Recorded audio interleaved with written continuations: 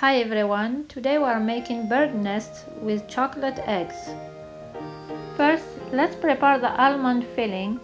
In a bowl, mix the almonds, granulated sugar, cocoa powder and add rose water a little at a time.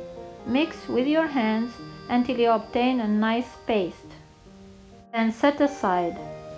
To make the bird nest, take a small amount of Kataifi shredded dough and loosen it by gently pulling strands with both hands working in opposite directions.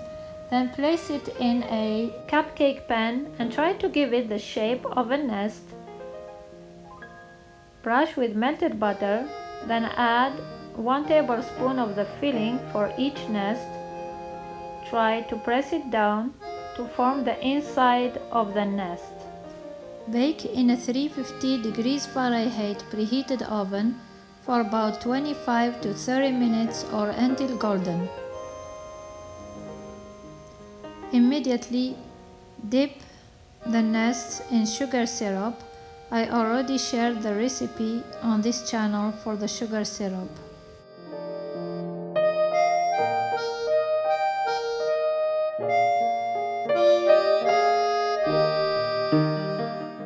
Serve the bird nests with chocolate eggs or marzipan eggs.